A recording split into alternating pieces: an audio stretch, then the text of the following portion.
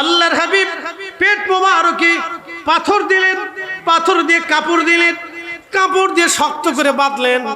বাঁধার পরে নবীজি খাল খনন করতেছিলেন। 3000 সাহাবী একসাথে খাল খননে ব্যস্ত। আল্লাহর নবী নিজেও মাটি কাটতেছিলেন, নিজে হাতে মাটি কাটেন, সাহাবীরাও মাটি কাটে। হযরত জাবের রাদিয়াল্লাহু আনহু দেখলেন আল্লাহর হাবিবের পেট মোবারকে কি যেন বাধা দেখা যায়। কাছে এসে বলেন, হুজুর আপনার পেট মোবারকে কি যেন বাধা আছে, কি হয়েছে ইয়া রাসূলুল্লাহ? নবীজি বললেন, জাবের রে, ক্ষুধার যন্ত্রণা নিবারণ করার জন্য পেটের মধ্যে পাথর দিয়ে কাপড় দিয়ে বেঁধে রাখছি। বলে, হুজুর আপনি বলেন কি, আপনি কি খান নাই? আল্লাহর নবী বলেন, জাবের রে, আজকে 3 দিন হলো কোনো দানা পানি হয় নাই।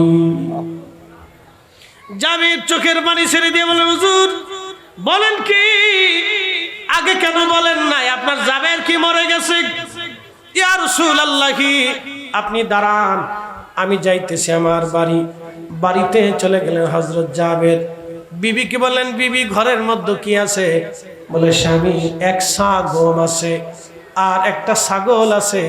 বলতেছে, বিবি রে, আজকে 3 দিন রহমতের নবী ক্ষুধার্ত, পেটের মধ্যে পাথর চাপা দিয়ে রাখছে। আমি দেখছি, বিবি রে, তুমি গম পিষো, রুটি বানাও, আমি ছাগল জবাই করে দিয়ে যাচ্ছি, রহমতের নবীকে আমাদের বাড়ি দাওয়াত দিব। বিবি বললেন, স্বামী গো, একটু দাঁড়ান, দাওয়াত তো দিবেন বটে, আমার কিন্তু 1 সার উপরে কোনো গম নাই। আল্লাহর হাবিবের সাথে অনেক সাহাবী কাজ করতেছে, আপনি কিন্তু প্রকাশ্যে দাওয়াত দিয়েন না, আল্লাহর নবীর সামনে গোপনে গোপনে দাওয়াত দিয়েন, সাহাবীরা যেন না জানে। যদি এত সাহাবীকে আপনি দাওয়াত দিয়ে দেন, আমার বাড়ি খাবার নাই, মেহমানদারি করা সম্ভব হবে না গো স্বামী আমার।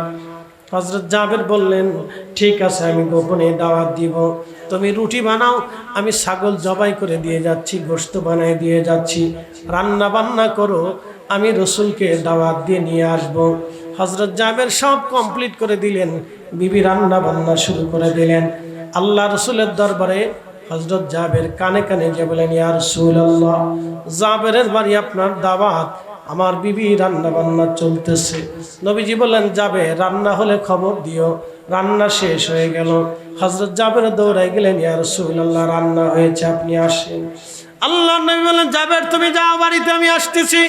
আল্লাহর নবীজি বললেন, সাহাবীরা রে, তোমরাও আসো, জাবেরের বাড়ি আমার দাওয়াত হয়েছে, আমি একা যাব না, তোমরাও আমার সাথে আসো। আল্লাহর নবীজির সাথে এক একজন করে 3000 সাহাবীর সবাই রওনা দিয়ে চলে গেল। চিৎকার মেরে জোরে বলেন, আল্লাহু আকবার। জাবাল আবু সিরার সামনে হযরত জাবের রাদিয়াল্লাহু আনহুর বাড়ি। জাবাল আবু সিরার সামনে হযরত জাবের রাদিয়াল্লাহু আনহুর বাড়ি। যদি কোনোদিন যান তো যে দেখে আসবেন। হযরত জাবের রাদিয়াল্লাহু তাআলা আনহুর বাড়িতে নবীজি রওনা দিয়ে চলে গেলেন। হযরত জাবের দেখলেন প্রিয় নবী আসছে। আল্লাহর নবী, রহমতের নবী জাবের রাদিয়াল্লাহু আনহুকে ডাক দিলেন। দেখলেন সাহাবীরা নবীজির পিছন পিছন জাবেরের বাড়ির উঠান ভরে গেছে। হযরত জাবেরের স্ত্রী ভয় পেয়ে গেলেন, হায় হায়, হলো কি? দাওয়াত দিলাম নবীকে, আমার তো 1 সা গম, একটা মাত্র ছাগলের গোশত, তেমন তো আর কিছুই আমার ঘরে নাই, কি করে মেহমানদারি হবে? তিনি স্বামীরে ডাক দিলেন, স্বামী গো, ভিতরে আসেন তো, করছেন কি আপনি? হায় হায়, সর্বনাশ করে ফেলছেন, আপনারা না কইলাম দাওয়াত দিবেন কানে কানে, আপনি এত মানুষ দাওয়াত কেমনে দিলেন? বলতেছে, স্বামী, বিবি আমার কি দোষ? আমি তো কানে কানে দাওয়াত দিয়েছিলাম, কিন্তু রহমতের নবী নিজে একা আসতে পারে নাই, সবাইকে দাওয়াত দিয়ে নিয়ে আসছে, আমি কি করব? স্ত্রী বলতেছে, স্বামীরে, সর্বনাশ হয়ে গেল, আজকে এত মানুষের মেহমানদারি আমি কেমনে করাবো? জাবের বললেন, আল্লাহর হাবিবের কাছে যায় দেখি। নবীজি বলেন, জাবের রে, কি পরিমাণে? বলি, ইয়া রাসূলুল্লাহ, 1 সা গম আর একটা ছাগলের গোশত, এছাড়া আর কিছুই আমার ঘরে নাই গো নবীজি। নবী বলেন, জাবের, চিন্তা করো না, আমি নবী নিজে হাতে আজকে সবাইকে মেহমানদারি করব। চিৎকার মেরে বলেন মারহাবা। বেশি বেশি খাবে। যদ্দূর পরেন মিলাদুন নবী ইসলামের মাহফিলে গরু জবাই করে মোষ জবাই করে প্রয়োজনে উট জবাই করে খাবেন। কি কথা কর না বেশি করে খাবেন, আমরা খাবো হ্যাঁ হ্যাঁ করে জ্বলতে থাকো জ্বলুক। ও ছাতা দেখার সময় নেই, ওগুলোর দিকে ফিরেই তাকাবেন না, কানেই নেবেন এসি গেট আউট, টাইম নেই, কানের ভিতরে ঢুকাবে দূর ক্লিয়ার, বাকি কিছু কি নেই। মেহবুবে আলম নবীজি খাবার আনো, রুটির পাত্রটা কাপড় দিয়ে ঢেকে দাও, আর গোশতের পাত্রটা তরকারির পাত্রটাও কাপড় দিয়ে ঢেকে দাও। তোমার স্ত্রীকে ভিতরে যেতে বলো, সাহাবীদেরকে বলো কাতার করে বসার জন্য। মারহাবা কর জাবির, সাহাবীদেরকে বলো কাতার করে বসার জন্য, কাপড় দিয়ে ঢেকে দাও, আমি নিজে হাতে বেড়ে দেবো। আজ আল্লাহু আকবার, একসাথে বলবেন আল্লাহু আকবার। রহমতের হাত, বাম হাত মুবারক রুটির পাত্রের উপরে প্রিয় নবী রাখলেন। তিনটে রুটি বিসমিল্লাহ বলে বের করলেন, জাবেরের হাতে দিলেন, তরকারির পাত্রে হাত দিলেন, এক চামচ তরকারি এনে রুটির উপরে দিলেন। আল্লাহর নবী জাবেরকে বললেন, জাবের রে সবার সামনে খাবার পৌঁছাও। এইভাবে দিতে দিতে দিতে দিতে 3000 সাহাবীর সামনে 3টা করে রুটি চলে গেল। যেমনে কোন মনে হয় আপনার বাড়িতে এরকম দিয়ে একবার ঘটছে, জোরে বলেন সুবহানাল্লাহ। এই হিসাব দেই, মানুষ 3000, রুটি গেল কয় হাজার? জোরে জোরে কয় হাজার? গম কয় মন? একসা 350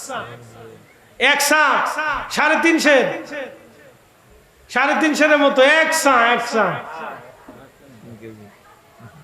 মারহাবা কর একসা। আর ছাগল কয়টা?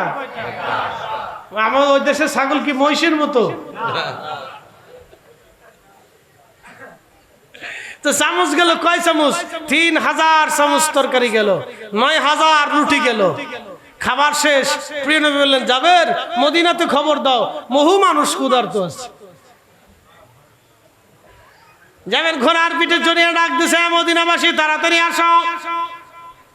মানুষ আসলো আরো 15000। একসাথে বলবেন আল্লাহু আকবার। মহিলা বাচ্চা কাচ্চা দিয়ে আরো 15000 মানুষ আসছে। রুটি গেল আরো 45000, সুবহানাল্লাহ বলেন। চামচ গেল আরো 15000। হযরত জাবের বললেন, দেওয়া শেষ হয়ে যাওয়ার পরে আল্লাহর নবীজি 3টা রুটি নিলেন, একটা রুটি বেশি নিলেন না, 3টে রুটি নিলেন আর তরকারি নিয়ে বললেন, জাবের যা খাবার আছে সব তোমার। হযরত জাবের বললেন, পাত্রের কাপড় উল্টায় দেখলাম যা আছে তাই, কমেও নাই বাড়েও না।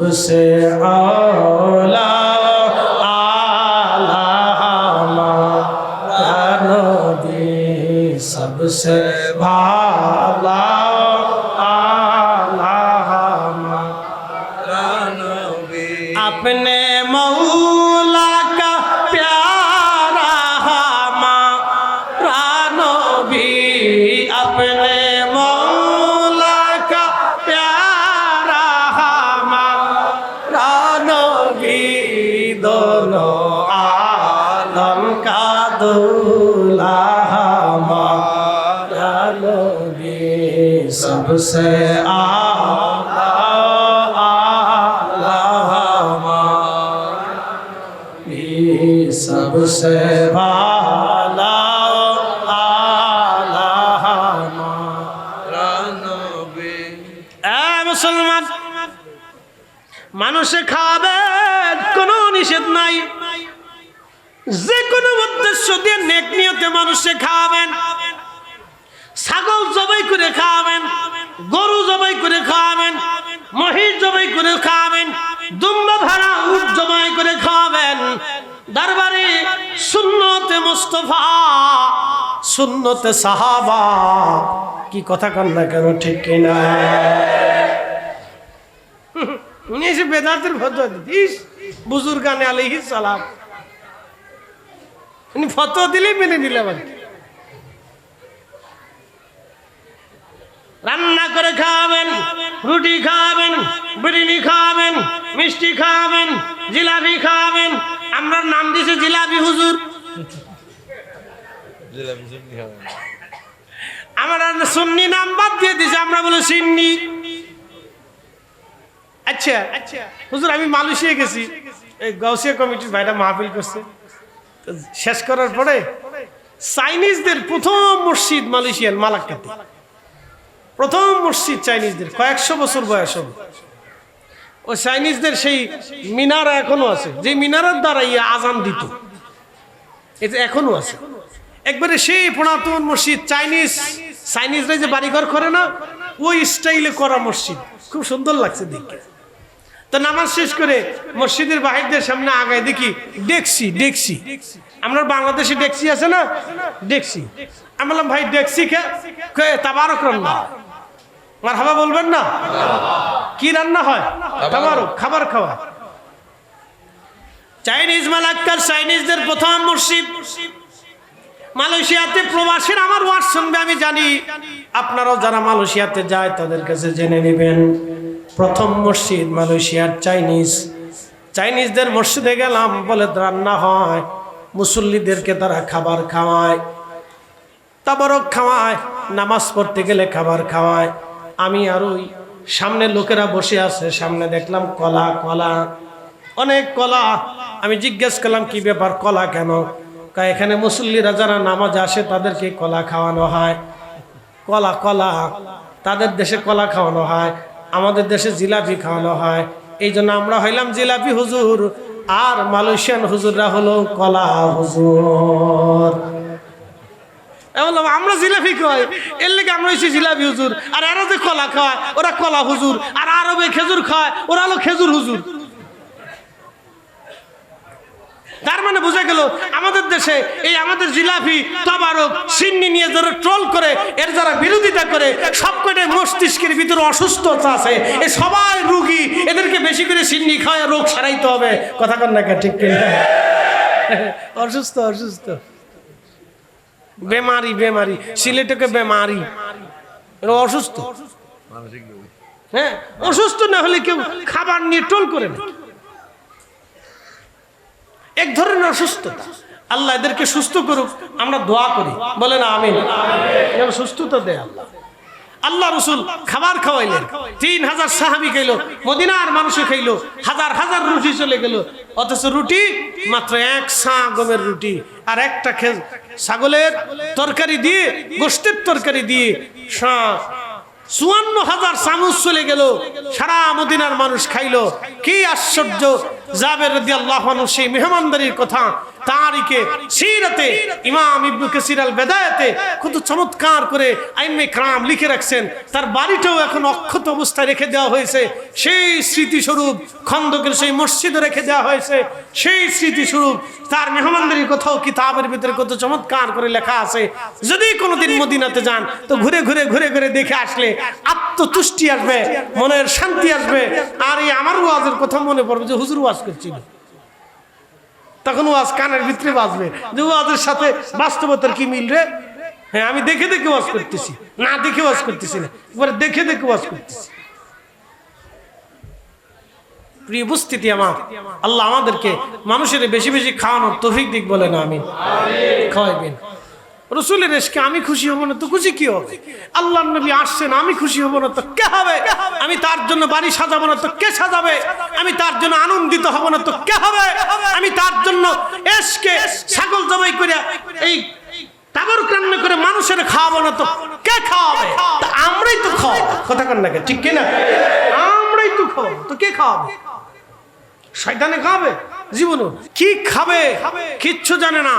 কিন্তু রসুল জিহাদের জন্য ডাক দিছেন, সেই এসকে সব সাহাবীরা পাগল করা হয়ে গেছেন। বাড়ি ঘর, খাবার দাবার, বেচা বিক্রি, সংসার সব ছেড়ে দিয়েছিল সেই সব ছেড়ে দিয়েছিল। এইভাবে তাদের জীবন পার হয়েছে। আমি মহান সাহাবায়ে কেরামের জিন্দেগি নিয়ে আপনাদের সামনে উপস্থাপন করলাম। আল্লাহ আমাদেরকে এই মানে কিনে বলিয়ান করে দিক, আমরা যেন বেশি পরিমাণে আল্লাহর পথে রসুলের দেশকে আমরা যেন অর্থ ব্যয় করতে পারি। আমিন। এই যে আপনারা অর্থ ব্যয় করছেন না, ও অর্থ দিছে কে? না একসাথে বলেন, কে দিছে? রিজিক কে দিছে? আল্লাহ দিছে। আল্লাহ দিছে, খালি আমরা খাওয়াই। আমি ভাবছিলাম যে বাংলাদেশের মানে দরবারগুলিতে খাওয়াই, এমনি না। মালয়েশিয়াতে হুজুর গাউসে পাকের আওলাদের দরবার কোন জায়গায় জানেন? এক সাগরের দ্বীপের ভিতরে। আমি হেনও গেছি, আজকে দেখতে হবে আমাকে। সাগরের দ্বীপে পোলাও বুসার মালাক্কা থেকে স্পিড বোটে যাইতে সাগরের দ্বীপের ভিতরে মালাক্কা যে সাগর প্রণালী আছে, এই প্রণালীর মাঝখানের দ্বীপ। এই দ্বীপের ভিতরে হুজুর গাউসে পাকের আওলাদ সুলতানুল আরিফিন শায়েখ ইসমাইল বগদাদি আল হাসানি ওয়াল হুসাইনি রাহিমাহুল্লাহের মাজার। হুজুর গাউসে পাকের কলিজার টুকরা একজন সন্তান সুলতানুল আরিফিন হযরত ইসমাইল বগদাদি, হুজুরের সরাসরি আওলাদ, ছেলে কলিজার টুকরা সন্তান। কালেমার দিন, কালেমার বীজ বপন করার জন্য সুদূর মালয়েশিয়ার মালাক্কার সেই সাগরের দ্বীপের ভিতরে ঘুমিয়ে আছেন এখনো। প্রত্যেক জুমার দিনে আর রবিবারে সরকারি ছুটির দিনে হাজার হাজার মানুষ ওইখানে যায়। আমি ওইখানে যাই দেখি মেহমানদারির ব্যবস্থা। আমি বললাম ব্যাপার কি? এইখানেও প্রত্যেক জুমার দিনে খাবার খাওয়ায়, প্রত্যেক দিনে রান্না বান্না চলে, মেহমান আসলে খাবার খাওয়ায়। ওখানেও যাই দেখি কলা। আমি কলা কলা খাওয়ায়, কলা হুজুর এখানেও আছে। খালি ফতোয়া বাংলাদেশে। ওই মসজিদের মুয়াজ্জিনকে আজানের আগে আমি সালাতুস সালাম কোরআন শরীফ তেলাওয়াত করতে দেখছি। খালি ফতোয়া বাংলাদেশে। ইস, ধর্ম চলে গেছে একবারে। ফতোয়া মারতেছে, ধর্ম শেষ, বেদাত সৃষ্টি হয়ে গেছে। ইস, উনি বেদাত সৃষ্টি হয়ে গেছে। বেটা, পতিতালয় বন্ধ করতে পারো নাই, সুদের কারখানা বন্ধ করতে পারো নাই, ঘুষের কারবারি বন্ধ করতে পারো নাই, জুলুম বন্ধ করতে পারো নাই, অন্যায় বিচার বন্ধ করতে পারো নাই। এই আজ পর্যন্ত লক্ষ লক্ষ যুবকরা নেশা করে ধ্বংস হয়ে যাইতেছে। আজ পর্যন্ত কোনো নেশার গদিতে আগুন লাগাইতে পারি নাই। আমরা এসে মিলাদুন নবীর জুলুস বন্ধ করতে, আমরা এসে মিলাদুন নবীর মাহফিল বন্ধ করতে, আমরা এসে তাবারক খাওয়া বন্ধ করতে, আমরা এসে ফাতিহা বন্ধ করতে, আমরা এসে দোয়া বন্ধ করতে, আমরা এসে নবীর দুরূদ সালাম বন্ধ করতে। আমরা আল্লাহ এই টেন্ডার দেয় নাই, আমাদেরকে আল্লাহ জমিনে দিয়েছিল অন্যায় বন্ধ করার জন্য, ইনসাফ প্রতিষ্ঠিত করার জন্য। কথা বলেন ঠিক কিনা? যে কাজ আল্লাহ দিয়েছে এই কাজ করতে পারি নাই, করি উল্টাটা।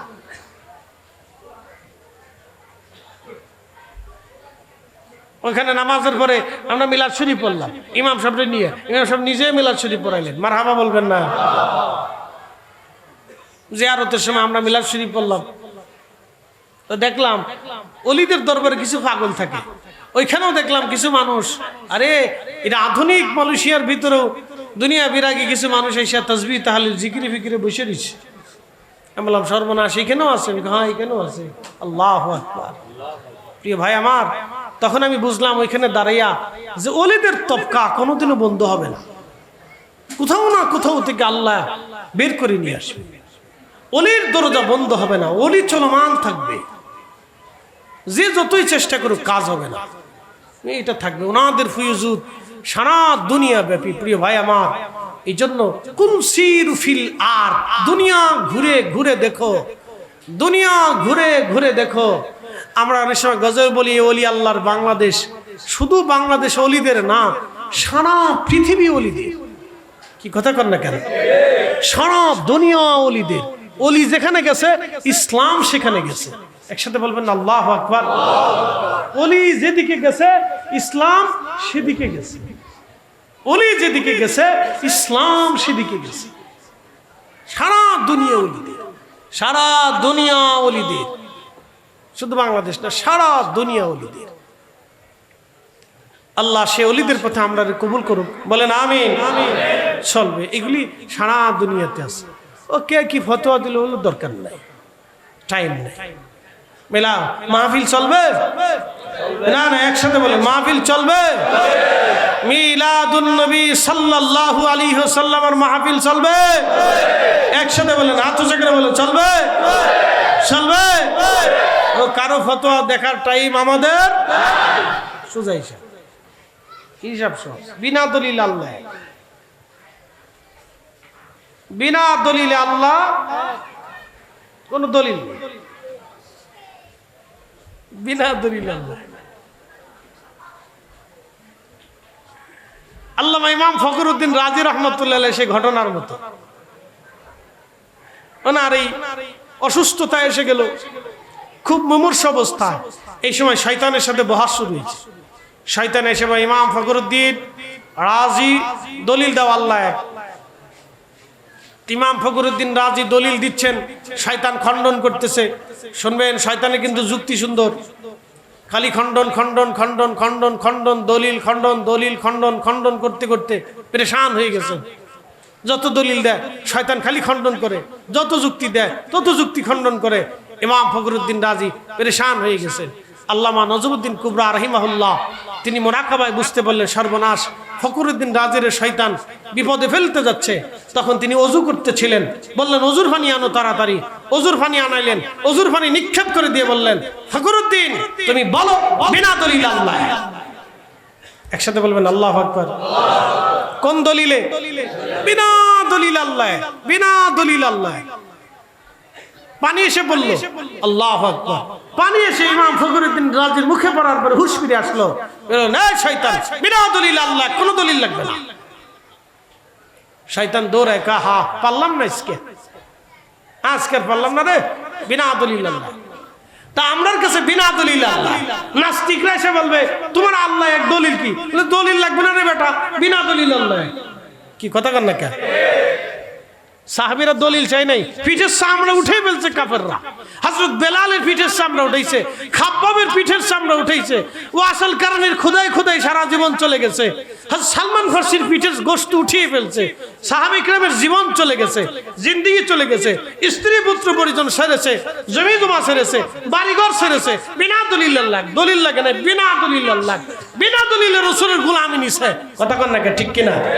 দলিল লাগবে না। আমরা বিনা দলিলে রাসূলের গোলামি চাই। হিসাব সহজ, বিনা দলিলে রাসূলের গোলামি চাই। নবীর গোলামির জন্য আবার দলিল লাগবে কে? নবী নিজেই দলিল। কি কথা কন না কে? রাসূল নিজেই দলিল।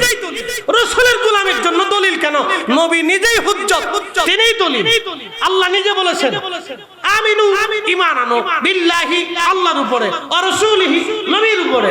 তো আল্লাহ নিজেই রাসূলকে হুজ্জত বানিয়েছেন, দলিল বানিয়েছেন, তিনিই হুজ্জত, তিনিই দলিল। পরে একদিন ঈদের দিন মাহফিল রেখে বাড়িওয়ালা তো খুব চেঁচাচ্ছে, তুমি ঈদের দিন মাহফিল রেখলে বাচ্চা কাচ্চার সময় দিও না। আমি বলো যে আমি বলছি বেটা, রাজি হয়ে গেছি। তা রাজি হওয়ার পর আর না করতে পারি, না করলে বেজর হয়। আর কি করবো, আমিও বিপদে পড়ে গেছি, মাইন গেছি ভাই, পড়ে গেছি, আটকাই গেছি, আর ছুটতে রয়েছি। এই জন্য প্রত্যেক দিন তো এটা যদি ঠিক না থাকে তাহলে বিপদ হচ্ছে আমাদের। এ কণ্ঠের বিরাট বড় দাম, অনেক দাম। শোনেন, হযরতে দাউদ আলাইহিস সালামকে আল্লাহ একটা কণ্ঠের মুজিজা দিয়েছিলেন। ইমাম ইবনে কাসির আল বিদায়াতে লেখছেন, উনি যখন জবুর শরীফ তেলাওয়াত করতেন তো এক সুরে পড়তেন না, 70টা সুর দিতেন। আল্লাহু আকবার। না না, জোরে বলেন, জোরে বলেন। আমরা ওয়াজে এক সুর দেই, আর উনি 70 সুর দিতেন। 70 সুরের মোহনায় পড়িয়ে পশু পাখিরা ছটফট করে মারা যেত। আল্লাহু আকবার। আর ওনার উম্মত সারা রাত্র যে কেমনে পার হইতো তো কইতে পারতো না। এই জন্য সুর এটা আল্লাহর পক্ষ থেকে দেওয়া নিয়ামত। আল্লাহ রসুলের সামনে যখন হাসান বিন সাবিত নবীজির শানে নাত গাইতেন তখন আল্লাহ রসুলের ভালো লাগতো, আল্লাহরও ভালো লাগতো। মারহাবা কও। আল্লাহরও ভালো লাগছে। সুর কি আমরা দিছি না আল্লাহ দিছে? আল্লাহ বেহেশতের ভিতরে আপনারা নিয়ে গান শোনাইব। মমতাজের গান না, আবার এটি পাইবেন না, মমতাজের গান না। আল্লাহ বেহেশতের ভিতরে গান শোনাইব, হুরেরা গান গাইব। হুরেরা তো আপনার স্ত্রী, স্ত্রী স্বামীর সামনে গান গাবে, এত সুন্দর কণ্ঠ হবে আর এত চমৎকার গান গাবে, গানের মোহনে আপনি পাগল হয়ে যাবেন। গান বুঝছেন নি? তো সুর আল্লাহ সৃষ্টি করেছে, তো এটাতে যত্ন করতে হয়। তো এই যত্ন করতে হলে মাইকম্যানের সাথে আমাদের সম্পর্ক রাখতে হয়। আর বিপদ আছে, ওর একটু ফার্ম ফুম দিয়ে যদ্দূর পারা যায়। ওরা খুব চালাক, ওদের হাতে কলকাঠিতে এমনি খালি চিপতে থাকে, টুক টুক টুক টুক করে ফুট করে কমাই দেয়, এদিক দিয়ে আমার জান শেষ, তুফান এসে যাবে। আল্লাহ, একসাথে বলি না আল্লাহু আকবার। প্রিয় উপস্থিতি, সময়ের স্বল্পতা, রহমতের নবীজি বললেন হযরত আদম সফিউল্লাহ আলাইহিস সালাতু ওয়াস সালামের পবিত্র সেকেমে নূরে মুহাম্মাদি দেওয়ার পরে, নূরে মুহাম্মাদি আসার পরে আদম আলাইহিস সালামের ভিতরে নূর আসলো।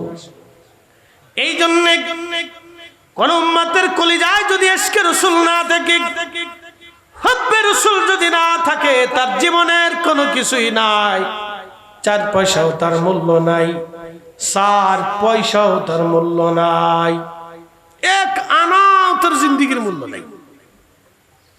নামাজের মূল্য নাই, রোজার মূল্য নাই, নেকির মূল্য নাই, জিকিরের মূল্য নাই, হজের মূল্য নাই যদি ইশকে রাসূল না থাকে। ইশকে রাসূল যদি থাকে, হজ করবেন মঞ্জুর হয়ে যাবে, নামাজ পড়বেন কবুল হয়ে যাবে। ইশকে রাসূল থাকবে না, আপনার কোনো কিছুই রবের দরবারে কবুল হবে না, কিচ্ছু কবুল হবে না, না কিচ্ছু হবে না। আপনার জীবনে কিচ্ছু নাই, মনে রাখবেন হযরত আবু বকর সিদ্দিক রাদিয়াল্লাহু তাআলা আনহুর 1 রাকাত নামাজ আর এই উম্মতের সারা জিন্দেগীর নামাজ, ওজন দিলে এক হবে না। হযরত ওমরের 1 রাকাত নামাজ আমাদের সারা জীবনের নামাজ, ওজন দিলে ওজন এক হবে না। হযরত উসমানের 1 রাকাত নামাজ আমাদের সারা জীবনের নামাজ, এক পাল্লায় দিলে এক হবে না। সাহাবে আজমাইনের যে কোনো একজন সাহাবীর 1 রাকাত নামাজ আমাদের সারা জীবনের নামাজ, এক পাল্লায় দিলেও এক হবে না। কিন্তু তারপরেও সাহাবীরা ইশকে রাসূলে এমন ভাবে তারা দিতেন, নিজের জীবনের সব কিছু দিয়ে আল্লাহর নবীকে তারা ভালোবাসতেন। কথা বলেন ঠিক কিনা? সব কিছু দিতেন, সব দিয়ে দিতেন, কিছু রাখেন না, কোনো কিছু রেখে নেই। আল্লাহর নবী সাহাবী সিদ্দিক আকবর,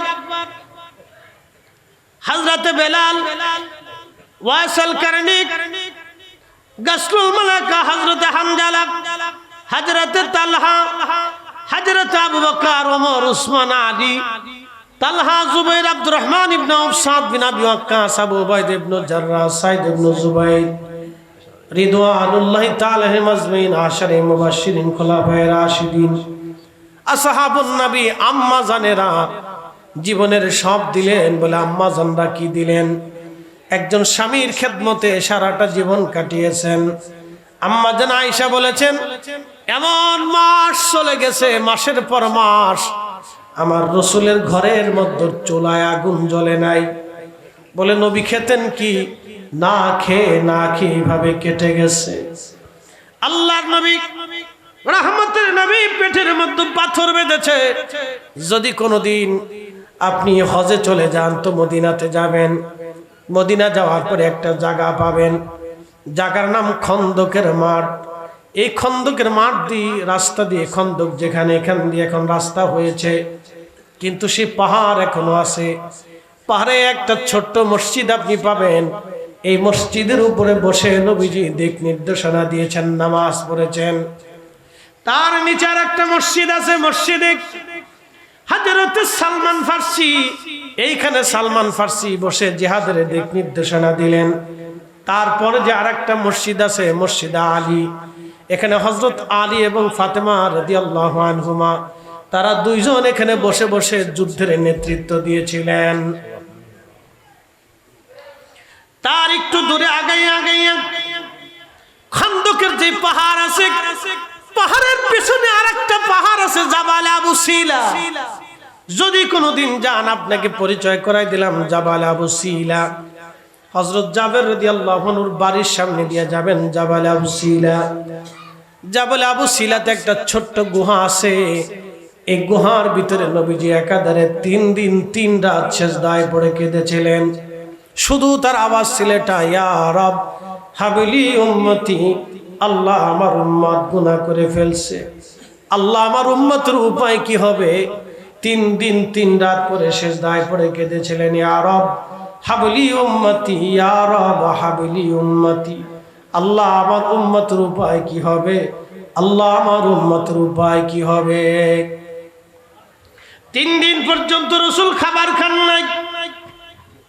3 দিন পর্যন্ত মদিনাতে নবীকে পাওয়া যায় না। আমাদের জন্য কেঁদেছে, আমাদের জন্য কেঁদেছে, আমাদের মায়ায় পড়ে নবী কেঁদেছে, আমাদের ভালোবাসায় কেঁদেছে।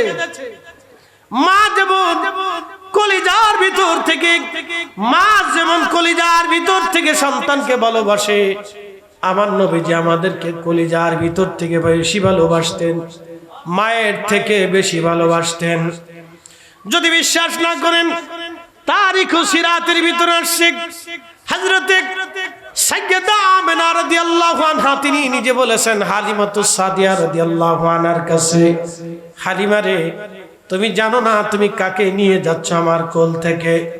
ওরে হালিমা, তুমি আমার সন্তানের পরিচয় তুমি জানো না হালিমা, তুমি কাকে নিয়ে যাচ্ছ আমার কোল থেকে? হালিমা রে, আমার সন্তান মুহাম্মদ আমিন যেদিন আমার কোল থেকে, আমার রেহেম থেকে দুনিয়াতে এসেছিল, হালিমা আমি শুধু নূর দেখেছিলাম, নূরের আলোতে সিরিয়ার রাজপ্রাসাদানি পরিষ্কার দেখেছিলাম।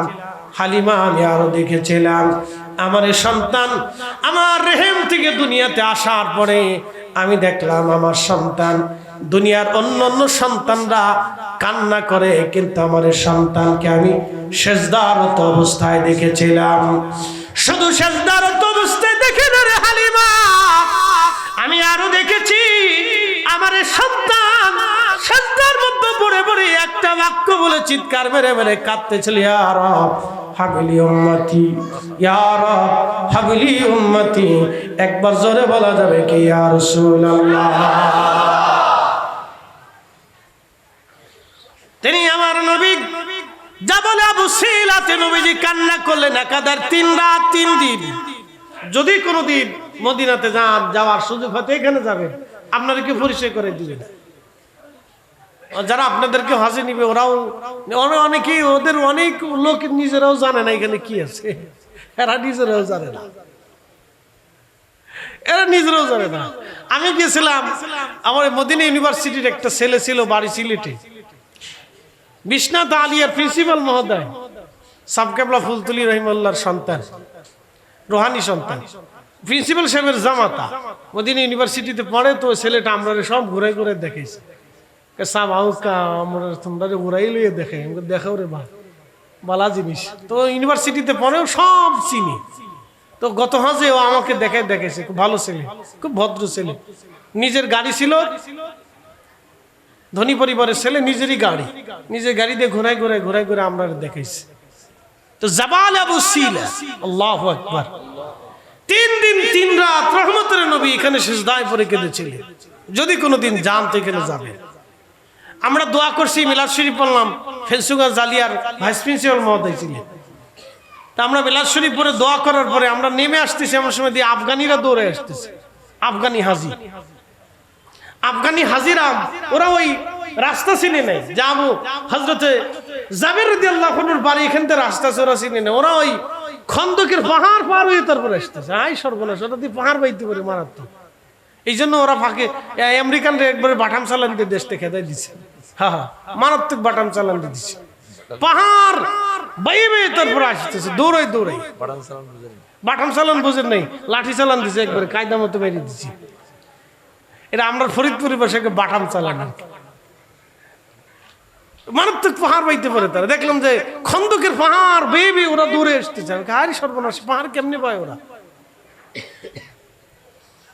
খুব মনোযোগ দিবেন হাজিরিন, এই জায়গাটা অনেকেই জানে না। এইখানে আল্লাহর হাবিব 3 দিন কেঁদেছিলেন। আচ্ছা বলেন তো, রাসূলের কি ঠেকা পড়ছে? তিনি তো হাবিবুল্লাহ, তিনি কাঁদলেও হাবিবুল্লাহ, না কাঁদলেও হাবিবুল্লাহ। তিনি মাকামে মাহমুদুল্লাহ, আমরা লেগে কাঁদলেও মাকামে মাহমুদুল্লাহ, না কাঁদলেও মাকামে মাহমুদুল্লাহ। তিনি সাহেবে কোরআন, কাঁদলেও সাহেবে কোরআন, না কাঁদলেও সাহেবে কোরআন। তিনি হাউজে কাউসার আলা, আমাদের জন্য কাঁদলে হাউজে কাউসার আলা, না কাঁদলেও হাউজে কাউসার আলা। তো রাসূলের দায় ঠেকছে কি আমাদের জন্য কাঁদবে, কিন্তু উম্মতকে নবীজি কলিজার ভিতর থেকে এত বেশি ভালোবাসতেন যে অন্য কোন নবী উম্মতকে এইভাবে ভালোবাসে নাই, আমাদের রাসূল যেইভাবে আমাদেরকে ভালোবেসে গেছে, বিনিময়ে আমরা কি দিছি? আমরা দিছি সুদ, আমরা দিছি ঘুষ, আমরা দিছি অন্যায়, আমরা দিছি জালিম, আমরা দিছি লুচ্ছেমি, আমরা দিছি অন্যের জমি দখল করা। আমরা রাসূলকে কিছু দিতে পারি নাই। মিলাদুন নবীর মাহফিল একটু বসি, তার ভিতরে হয় না আবার একদল আঙ্গুল বসেছি। কি কথা কন না, এখানে আবার আর একদল আঙ্গুল বসেছে। উনি মানে যে টেন্ডার নি সেটা বন্ধ করতেই হবে, ওনার বন্ধ করতেই হবে। কি আশ্চর্য, উনি আজ পর্যন্ত একটা পতিতলায় বন্ধ করতে পারেন, উনি এটা বন্ধ করার জন্য আইছে। শতানে চিন্তা করে বাপরে বাপ, আমার কাজ উনি আঞ্জাম দিয়ে দিতেছে, অসুবিধা নেই। এই কিছু ব্যক্তি আছে এই ধরনের, তাদের চিন্তাই নেগেটিভ চিন্তা, নেগেটিভ চিন্তা এই মগজের ভিতর থাকবেই সব সময়। এই রবিউল আউয়াল মাস আসলে, পবিত্র মিলাদুন নবীর মাস আসলে কিছু ভাইদের এই অবস্থা এত খারাপ হয়ে যায় যে মনে হয় যে তার আর দুনিয়াতে সে নাই, তার যে কোনো ভাবেই হোক এটা বন্ধ করতেই হবে। এখান দিয়ে তেনা দিয়ে ফেসাইয়া, জিলাপি ফেসাইয়া, কাপড় দিয়ে ফেসাইয়া, এখানতে যদ্দূর পারে যত অবান্তর যুক্তি আছে এই যুক্তিগুলি দাঁড়া করে দিয়ে বন্ধ করতে হবে। আমাদের কারো ফতোয়ার দরকার নাই, পৃথিবীর কোন মসজিদের খতিবের ফতোয়ার দরকার নাই, পৃথিবীর কোন মাদ্রাসার প্রিন্সিপালের ফতোয়ার দরকার নাই, দুনিয়ার কোন ব্যক্তির ফতোয়ার আমাদের প্রয়োজন নাই, আমাদের কারো ফতোয়ার দরকার নাই। 450 বছর আগে মক্কার হারামাইন শরীফের ইমাম ফতোয়া দিয়ে গেছে। এই 650 বছর আগে ইমাম জালালউদ্দিন আব্দুর রহমান সুয়ুতি ফতোয়া দিয়ে গেছে, ইমাম জৌজি ফতোয়া দিয়ে গেছে, ইমাম শামসুদ্দিন দামেশকি ফতোয়া দিয়েছে, ইমাম সাকাবি ফতোয়া দিয়ে গেছে। বিশ্ব বিখ্যাত ইমামরা মিলাদুন নবীর পক্ষে কিতাব লিখে গেছে। আমাদের আর কারো দলিলের দরকার নাই। কথা বলেন ঠিক না বেঠিক? আমরা কার ফতোয়ার জন্য বসে থাকবো? মিশরের আল আজহার বিশ্ববিদ্যালয় থেকে যদি এর বিরুদ্ধে ফতোয়া আসে আমরা তাও মানি না। কি কথা কর না কে? আমরা তাও মানি, ও মানার সময় নেই আমাদের, আমরা তাও মানি না। বলে কেন মানেন না? ইমাম জালালউদ্দিন সুয়ুতি রাহিমাহুল্লাহর জুতা টানার মতো যোগ্যতা বর্তমান পৃথিবীতে কোনো আলেমের নাই। এই আস্তে কান কেন, জোরে বলেন। 450 বছর আগে হারামাইন শরীফাইনের ইমাম মুল্লা আলী কারি মাক্কি রাহিমাহুল্লাহের জুতা টানার যোগ্যতা, তার 10 বসার যোগ্যতা পৃথিবীতে কোনো আলেম বর্তমানে নাই। আমি ওনার ফতোয়া বাদ দিয়ে আমি কার ফতোয়া মানতে যাব? কে কি বললো সাথে আমাদের দেখার টাইমই নেই। কি কথা কর না কে? ইশকে রাসূল অন্তরে নিয়ে আমরা কাজ চালাই, সোজা হিসাব সহজ। এটার সাথে দুনিয়ার কোনো ব্যক্তির সম্পর্ক না, এই মাহফিলের সাথে সরাসরি আল্লাহর হাবিবের নাম জড়িত। মিলাদুন নবী সাল্লাল্লাহু আলাইহি ওয়াসাল্লাম আর রাহমাতে আলা নবীর নাম জড়িত। যেহেতু নাম লেগে গেছে সেহেতু এই মাহফিল আর সাধারণ মাহফিল নাই, এই মাহফিলের সম্মান আজিম হয়ে গেছে। কথা কন না ঠিক কিনা? মাহফিলের সম্মান একবারে সীমাহীন মর্যাদা হয়ে গেছে। বলে কারণ কি? বলে আল্লাহর হাবিবের সাথে এই নামের সম্পর্ক লেগে গেছে।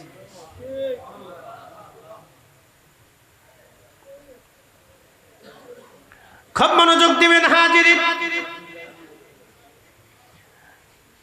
খন্দকের জিহাদের ময়দানে প্রিয় নবীজি 3 দিন পর্যন্ত মাটি কাটতেছিলেন, খাল খনন করতেছিলেন।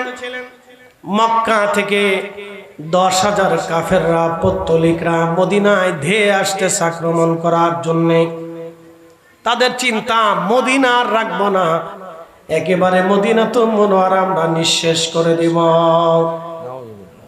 10,000 কাফির অস্ত্র শস্ত্রে সজ্জিত হয়ে মদিনার দিকে ধেয়ে আসতেছে। আল্লাহর নবী বট বসলেন, সাহাবায়ে কেরাম পরামর্শ দিতে লাগলেন। বয়োবৃদ্ধ সাহাবী হযরত সালমান ফারসি রাদিয়াল্লাহু আনহু, যিনার বয়স হয়েছিল 250 বছর, 250 বছর পর্যন্ত তিনি হায়াত পেয়েছিলেন। সালমান ফারসি রাদিয়াল্লাহু আনহু 250 বছর পর্যন্ত দুনিয়াতে বেঁচে ছিলেন। প্রিয় নবী আসার বহু বছর আগে তিনি জন্ম নিয়েছিলেন। ওনার ইসলাম গ্রহণের ঘটনা অনেক বড় বিরল। শত শত বছর উনি গির্জায় গির্জায় কাটিয়েছেন আল্লাহ পাওয়ার জন্য, কিন্তু আল্লাহ পান নাই। ওনার জীবনের শেষ, একেবারে শেষ যিনি পাদ্রী, তার বাড়ি ছিল ইরান। ইরানের কোন এক গির্জাতে তিনি জঙ্গলের ভিতরে সেই গির্জা, এই গির্জার ভিতরে তিনি প্রায় 30 বছর এই পাদ্রীর খেদমত করেছেন। পাদ্রী মারা যাবে, সালমান ফার্সি রাদিয়াল্লাহু আনহু তখন বৃদ্ধ হয়ে গেছেন, চুল দাড়ি পর্যন্ত পেকে গেছে। সালমান ফার্সি রাদিয়াল্লাহু আনহু ওই পাদ্রীকে বললেন, পাদ্রী আপনি তো এখন মারা যাইতেছেন, আপনি আমাকে এমন একজন পাদ্রীর ঠিকানা দেন যার খেদমতে গেলে আমি আখিরাত পাবো। ওই পাদ্রী ডাক দিলেন, সালমান, সারা পৃথিবীতে তন্ন তন্ন করে আমি বুজুর্গ কোন পাদ্রীর সন্ধান আমার কাছে নাই। সালমান রে, এমন কোন বুজুর্গ পাদ্রীর সন্ধান আমি তোমাকে দিতে পারবো না সারা দুনিয়াতে, যার কাছে গেলে তুমি আখিরাত পাবে। তবে তাওরাত, জবুর আর ইনজিলের বিধান মোতাবেক, নিদর্শন মোতাবেক সালমান সময় ঘনিয়ে গেছে, তুমি যদি পারো আখিরি নবী রাহমাতুল লিল আলামিন দুনিয়াতে তশরিফ আনবে, তুমি তার কাছে যে কালেমা পড়ে তার সাথী হয়ে যাও।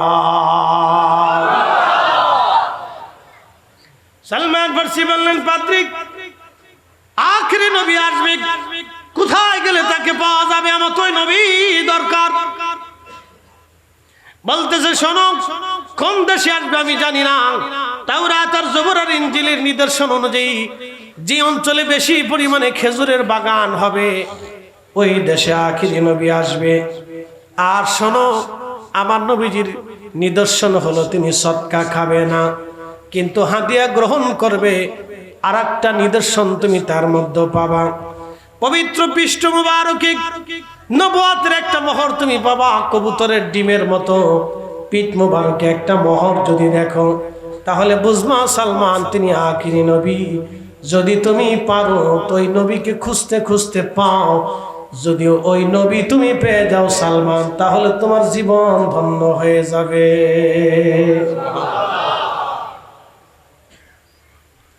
হাজরাতে সালমান ফার্সি রওনা দিলেন। পাদ্রী মারা গেল, রওনা দেওয়ার পরে আস্তে আস্তে তিনি সুদূর ইরান থেকে ইরাকের দিকে যখন রওনা করলেন, মরুভূমির ভিতরে আসার পরে ডাকাত দলেরা ওনাকে ধরে ফেলল। ওনাদের যে বণিক দলের সাথে আসতেছিলেন, ডাকাত দলেরা বণিক দলদেরকে ধরে তাদেরকে হত্যা করে মাল সামানা নিয়ে গেল। সালমান ফার্সি রাদিয়াল্লাহু আনহু বলেন, আমি বৃদ্ধ মানুষ ছিলাম, আমার চুল দাড়ি একেবারে পাকা ছিল, সাদা ছিল, সেই জন্য তারা আমাকে হত্যা করে নাই, আমার হাত পা বেঁধে ওরা নিয়ে আসলো, ইরাকের কুফার বাজারে উঠাইলো বিক্রি করার জন্যে। আমি ইরাকের বাজারে আমার হাত পা বেঁধে রেখেছি, সকাল থেকে সন্ধ্যা পর্যন্ত কোনো মানুষ আমার দাম জিজ্ঞাসা করে নাই। আগের যুগে হাটে বাজারে মানুষ বেচা কেনা হতো, এখনকার হাটে বাজারে গরু ছাগল যেমন বেচা কেনা হয়, আগের হাটে বাজারে মানুষ বেচা কেনা হতো। কল্পনা করতে পারবেন যে পৃথিবী কত বড় অন্ধকারে ছিল। কল্পনা করতে পারবেন যে একটা মা, বাবা নিজে ইচ্ছা করে কন্যা সন্তানকে জীবন্ত কবর দিত, বিচার ছিল না, সালিশ ছিল না, বাধা ছিল না, বিপত্তি ছিল না, কেউ বাধা দিত না। ভাবতে পারবেন যে পৃথিবী কত অন্ধকার ছিল। সেই সময় রহমতের নবী দুনিয়াতে আসলেন, অন্ধকার পৃথিবীকে তিনি আলোকিত করলেন, তিনি নূরের আলো দিয়ে সারা পৃথিবী উদ্ভাসিত করলেন। তো সেই রাসূল আসলে আমি খুশি হব না তো কে খুশি হবে? আমার চাইতে বেশি খুশি কে হবে? এই জন্য আমি তাকে পেয়ে আমি খুশি হব না তো খুশি কে হবে? প্রিয় উপস্থিতি হাজিরিন, মনোযোগের সাথে কথাগুলি শুনবেন। সালমান ফার্সি রাসূল পাওয়ার জন্য তাদের ত্যাগ কত ছিল ভালো করে বুঝবেন। নবীর খুশিতে আত্মহারা হয়ে পাদ্রীরে দাফন করিয়ে সে রওনা করছে সুদূর ইরান থেকে ইরাকের দিকে। কোথায় খেজুরের বাগান বেশি আছে খুঁজতে খুঁজতে ইরাকে উনি, কিন্তু ভাগ্য ওনাকে টেনে নিয়ে আসলো গোলাম হিসেবে। কিন্তু উনি জানে না এই গোলামের ভিতরেই উনার জন্য রহমত নিহিত আছে। আল্লাহু আকবার। হাত পা গুলি বেঁধে রাখছে সালমান ফার্সি। বিকেল বেলা সন্ধ্যার আগে মদিনা থেকে এক ইহুদি গেছে, মদিনা থেকে এক ইহুদি গেছে, এক মদিনার এক ইহুদি গেছে। ইরাকের বাজারে গোলাম কেনার জন্য। যখন ইরাকের বাজারে গোলাম কিনতে গেছে, সারাদিন ঘুরলো, কোনো গোলাম পছন্দ হয় না। দেখে একটা গোলাম দেখা যায় বয়োবৃদ্ধ, চুল দাড়িগুলি একেবারে পাকা, অনেক বয়স্ক। তখন সালমান ফার্সি রাদিয়াল্লাহু আনহুর বয়স 200 বছর। 200 বছর তখন। বিরাট বয়সী মানুষ, একেবারে নজ্জ, চুল দাড়িগুলি একেবারে পাকা, চামড়াগুলি ঘুচিয়ে গেছে। হযরত সালমান ফার্সি রাদিয়াল্লাহু আনহু ইহুদি যায় বলতেছে, হে লোকেরা, তোমরা এই বৃদ্ধকে ধরে আনছো কেন? বলে বেশ বিক্রি করার জন্য। কত দাম? বলে দেখো, সারাদিন তাকে বাজারে রাখছি, কোন মানুষ দাম জিজ্ঞাসা করে নাই, বৃদ্ধ মানুষ বিধায়। দেখবেন যারা একেবারে বুড়া হয়ে যায়, সমাজে তার কোনো দাম নাই, পরিবারেও দাম নাই, দোকানেও দাম নাই। বলে কারণ কি?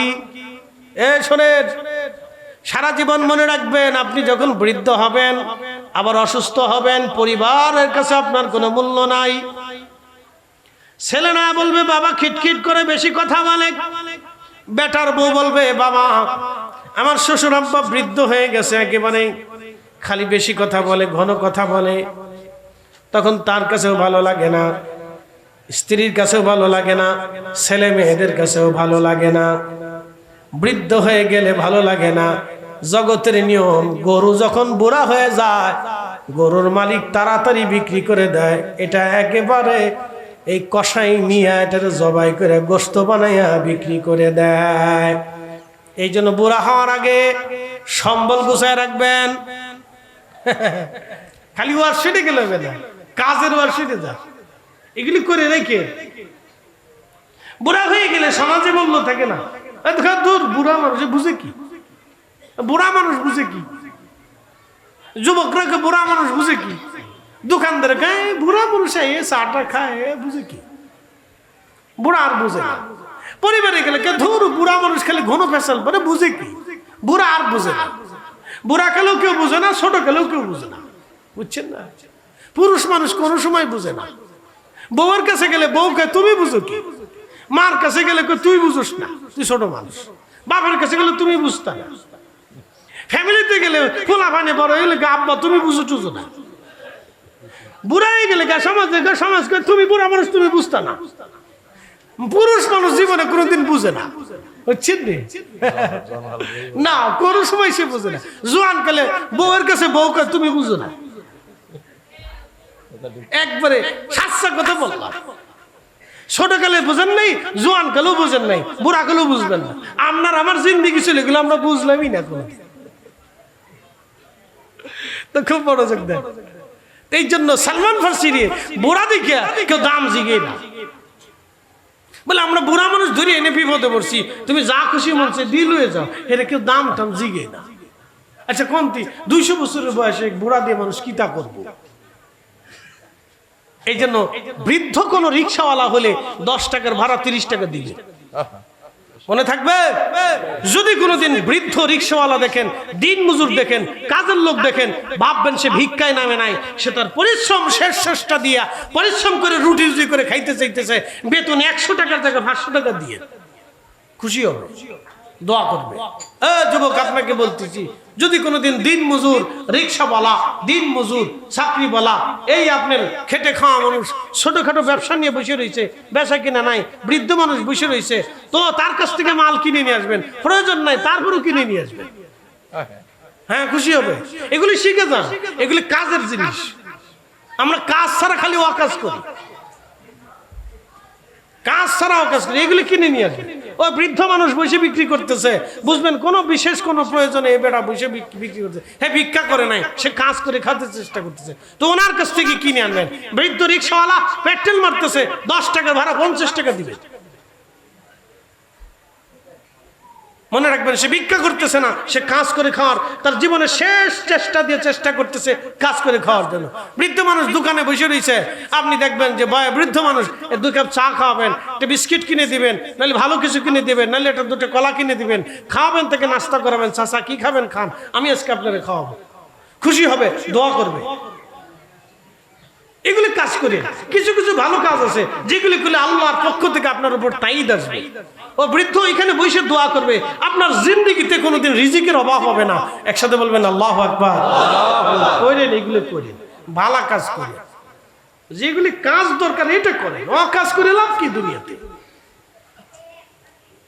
এমন জীবন করিও গঠন, হাসিবে তুমি কাঁদিবে ভুবন। এমন জীবন করিও গঠন, হাসিবে তুমি কাঁদিবে ভুবন। এমন জীবন করিও না গঠন, কাঁদিবে তুমি হাসিবে ভুবন। ছোট্ট দেখতেছেন, এই কাজটা মানে ছোট না, কাউকে মাহরুম করবেন না। এরকম এরকম কিছু কিছু সিচুয়েশনে পথ চলার সময় আপনার নজরে পড়ে যাবে, তখন তাকে মাহরুম করেন না। আল্লাহ বরকত দিবে। রিজিক আমরা দিই না, রিজিক উনি বন্টন করে।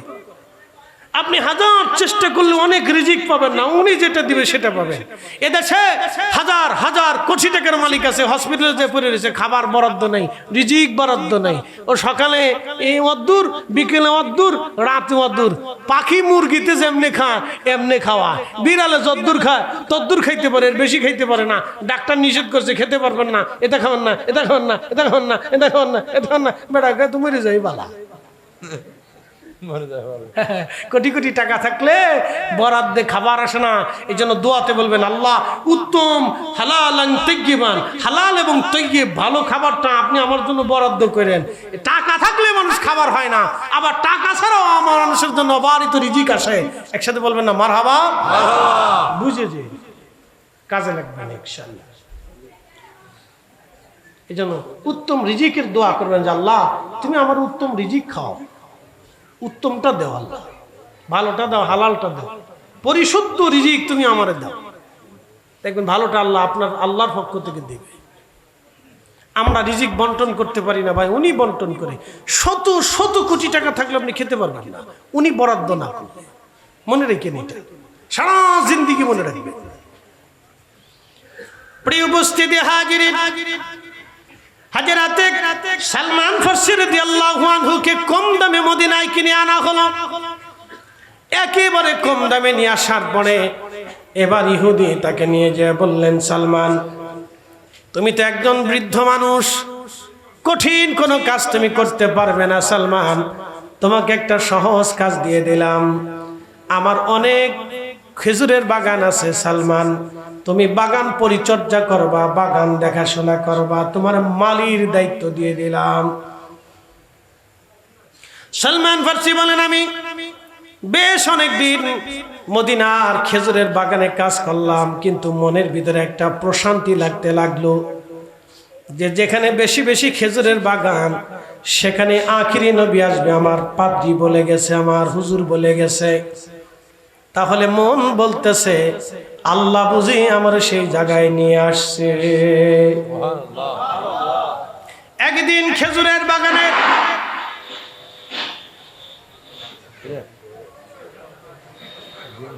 রে তুই পড়ে গেলি না মাইক পড়ে গেল কোনটা? আচ্ছা অসুবিধা নেই। এই হয়েছে কি যান্ত্রিক ত্রুটি হতেই পারে, এ তো ওদের হাতে কিছু নেই। আমরা একসাথে বলি না আল্লাহু আকবার। সালাতুন ইয়া রাসূলুল্লাহ আলাইকুম সালামুন ইয়া, সালাতুন ইয়া রাসূলুল্লাহ আলাইকুম সালামুন ইয়া, খবর লও ইয়া রাসূলুল্লাহ খবর লও মেরে মৌলা মেরে আকা, খবর লো সালাতুন ইয়া রাসূলুল্লাহ। চাইতে বেশি মুড়ি পাল্টাইছে সালমান ফারসি। অনেকজন বললাম খুবই মনোযোগ দিবেন। হযরত সালমান ফারসি রাদিয়াল্লাহু তাআলা আনহু তিনি বলতেছেন আমি একদিন খেজুর গাছের মাথায় উঠলাম গাছ পরিষ্কার করার জন্য। এমন সময় দেখি আমার যিনি মালিক ছিলেন, মালিকের ছেলের বন্ধু দুইজনে গাছের নিচে দাঁড়ায় দাঁড়ায় গল্প করে শুনছো। আমাদের মদিনাতে একজন নবী আসছে, আমার রসুলের নাম ধরে তারা হাসি তামাশা করতেছিল, ঠাট্টা করতেছিল। সালমান ফারসি কাজ বন্ধ করে দিয়ে কান পেতে পেতে কথা শুনতে লাগলেন।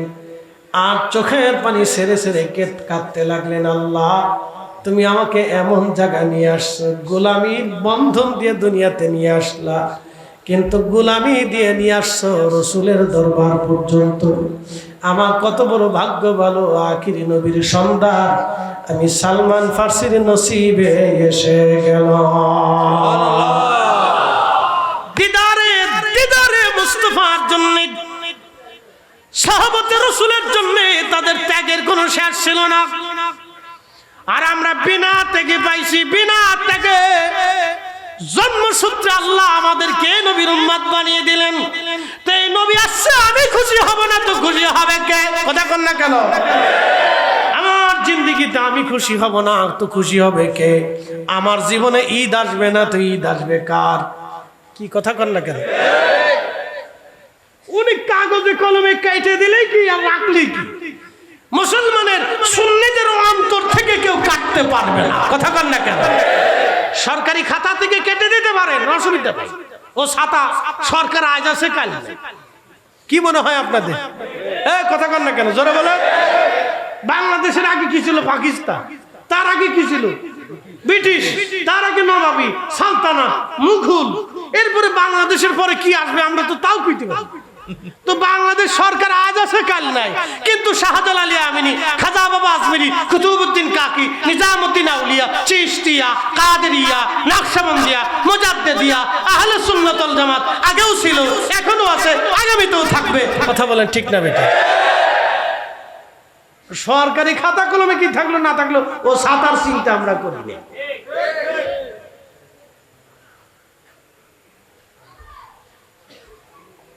সৌদি আরবের খাতা থেকে বাদ দিছে, তাতে কি হয়েছে? সৌদিতে বাদ গেছে, মালয়েশিয়া চলতেছে, ইন্দোনেশিয়া চলতেছে, মিশরে চলতেছে, ইরানে চলতেছে, ইরাকে চলতেছে, বাংলাদেশে চলে, পাকিস্তানে চলে, ভারতে চলে, সারা দুনিয়াতেই চলে। কি কথা কন না কেন? দুই একটা দেশের খাতার থেকে বাদ গেলে ও সাতার কিছু আসে যায় না। এগুলো আমি মাথার ভিতরে দৌড়ি না, দূর বেড়া। বাংলাদেশ সরকারের কোন আজ আছে কাল নেই। হেঁটে গেছে, হেঁটে গেছে, হেঁটে যাবে, হেঁটে আসবে, হেঁটে যাবে, হেঁটে আসবে। ওরে আমরা চিন্তা করে লাভ নাই। কোনটা যাবে কোনটা আসবে ও চিন্তা নাই।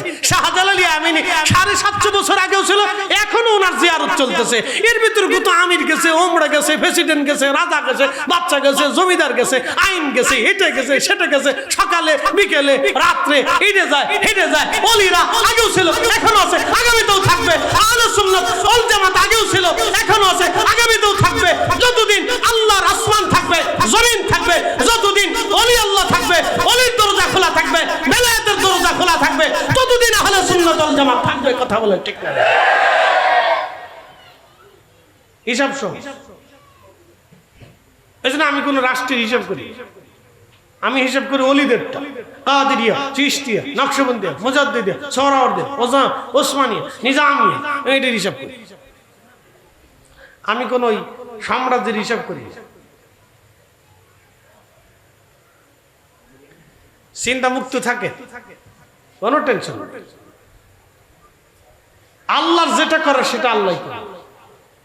বিজয় আমাদের হাতে না, ওনার হাতে। মনে রাখবেন, ওলি কিয়ামত পর্যন্ত আসবে। কি কথা কন না কেন? এখন খেদমত করতেছে শাহেনশাহ শ্রীকোট, আর এক সময় দেখবেন আরেকজনকে আল্লাহ দাঁড়া করে দিচ্ছে। কি কথা কন না কেন? হ্যাঁ, দেখবেন ওনার নসলে আরেকজন আল্লাহ দাঁড়া করে দিচ্ছে। একজনই সারা দুনিয়া পাগল করে ফেলবে। শাহজালাল আমিনী বেশি জন ছিলেন না, একজনই ছিলেন। 360 জন নিয়ে আসেন, সারা দুনিয়া লড়াই ফেলছে। খাজা বাবা আজমিরি একাই ছিলেন। হাই হাই হাই, চেহারা দেখে মানুষ, ওনার চেহারা দেখে মুসলমান হয় নাই, ওনার কাজ দেখে, জবান দেখে, কামালিয়াত দেখে 90 লক্ষ মানুষ কালেমা পড়িয়া সেই দিন ঋণ কবুল করিয়া আল্লাহর জিকিরে ফিকিরে ইবাদতে সেই দিন আল্লাহর জমিন, আল্লাহর আকাশে কালেমার পতাকা উড়িয়ে দিয়েছিলেন। কথা বলেন ঠিক না বেটা? একা একা একা একা। আমরা 200 কোটি যা পারি নেই, উনি একা তা করে দেখাই দিচ্ছে।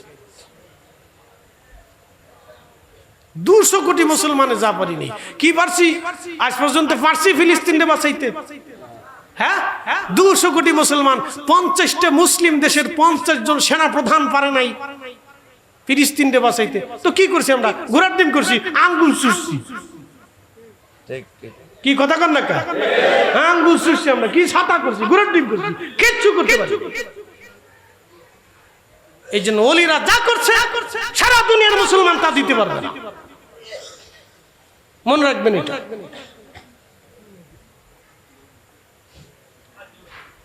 প্রিয় উপস্থিতি হাজিরিন হযরতে সালমান ফারসি রাদিয়াল্লাহু আনহু বলেন আমি সব কিছু ঠিকানা নিলাম সন্ধ্যাবেলা মালিকের কাছে গেলাম মালিক আপনি আমার একটু ছুটি দেন কোথায় যাবি সালমান বলে আমি বৃদ্ধ মানুষ মদিনার বাজার থেকে ঘুরে আসি আমি বাগান থেকে কিছু খেজুর কেটেছিলাম খেজুরগুলি নিয়ে রওনা করলাম মালিক আমার ছুটি দিল চলে গেলাম খুঁজতে খুঁজতে মেজবানে রাসূল হযরত আইয়ুব আনসারী রাদিয়াল্লাহু তাআলা আনহুর বাড়ি যেতে যেতে দেখলাম পূর্ণিমার চাঁদ মাঝখানে বসে আছে আর চারিপাশে নক্ষত্ররা বসে আছে পূর্ণিমার চাঁদ মাঝখানে বসা চারিপাশে নবীজির চারপাশে নক্ষত্রগণ বসে আছে আমি আস্তে করে চুপচাপ বসে গেলাম আল্লাহ নবীজি মেহবুবে আলা নবী কথাবার্তা শেষ করলেন আমি খেজুরগুলি সামনে নিয়ে বললাম ইয়া রাসূলুল্লাহ আপনার জন্য কিছু সদকা এনেছি কবুল করেন সদকা আমার উস্তাদ পাদ্রী বলেছিল সালমান নবীজির বৈশিষ্ট্যের ভিতরে একটা বৈশিষ্ট্য হলো তিনি সদকা খাবে না কারণ নবীদের জন্য সদকা খাওয়া হারাম দান খাওয়া হারাম এবং আহলে বাইতে রাসূল যারা ছিলেন তাদের জন্য সদকা খাওয়া হারাম আল্লাহু আকবার না না জোরে জোরে জোরে তাদের মর্যাদার হিসাব এখান থেকে বুঝে যাবে দুনিয়ার সবার সদকা খেতে পারবে কিন্তু আহলে রাসূলরা সদকা খেতে পারবে না মনে রাখেন এটা তাদের মর্যাদা আমরা সদকা খাবো না আহলে রাসূলরা সদকা খেতে পারবে না এটা তাদের মর্যাদা আল্লাহ তাদের জন্য এটাকে বৈধ রাখেন মুসলমান শুনেন সালমান ফারসি যখন তিনি খেজুর দিয়ে বলেন হুজুর আমি সদকা আনছি দান আনছি আপনি দান নেন আপনার জন্য আনছি প্রিয় নবী মুস্কি হাসি দিলেন হাসিটা দিয়ে নামটা বললেন সালমান আমি রাসূল সদকা খাই না সদকা আমাদের জন্য হারাম জোরে বলা যাবে কি মারহাবা সালমান ফারসি মনে মনে খুশি একটা পেয়ে গেলাম বাকি দুইটা এখনো আছে পরের দিন আবার আসলেন আবার মালিকের বললেন মালিক আমার একটু বিদায় দেন কোথায় যাবি সালমান একটু ঘুরে আসি আমি বৃদ্ধ মানুষ ভালো লাগে না একটু ডানমাম বলিয়া সালমান ফারসি চলে আসছেন আসার পরে সালমান ফারসি আবার বসে গেলেন পরের দিন ওই খেজুরগুলি হাতে দিয়ে বলেন ইয়া রাসূলুল্লাহি ইয়া হাবিবাল্লাহ নবীজি আজকে আমি আপনার জন্য হাদিয়া এনেছি হাদিয়া আল্লাহর নবী বললেন সালমান হাদিয়া নবীদের জন্য হালাল তুমি হাদিয়া এনেছো এটা আমি গ্রহণ করতে পারি সুবহানাল্লাহ আল্লাহর নবী খেজুর গ্রহণ করলেন সালমান ফারসি বিরাট খুশি তার জীবনে ঈদ এসে গেল ঈদ আল্লাহু আকবার জীবনে কি এসে গেল ঈদ এসে গেল যে আমার সারা জীবনের সাধনা আজকে কবুল হচ্ছে ঈদ এসে গেল এই ঈদ কি জিনিস এটা যদি বুঝাইতে হয় তো আপনার লাইলি মজনু হইতে হইবে সেটা হুজুর বয়ে রয়েছে পাবলিক বসে রয়েছে মহিলারা বসে রয়েছে বেশি বাচ্চারা বসে রয়েছে বেশি গভীরে যাওয়া যাবে না তো ঈদ কি জিনিস এটা বুঝতে হলে লাইলি মজনু হইতে হবে ঈদ তো তার জন্য আসবে তার অন্তরে যে ইশকে রাসূল দিয়ে যার কলিজা পুরায় দেয় কথা কন না ঠিক কি না এ তার জন্য ঈদ কি জিনিস বিরাট খুশি আমার জীবনের শ্রেষ্ঠ আনন্দ আজকে হচ্ছে আমার জীবনে সে মাসুক আমি পাইতেছি আজকে যার জন্য বছরের পর বছর কত পথ কত দেশ দেশান্তর কত গির্জা পাদ্রীর স্থান পরিবর্তন হয়েছে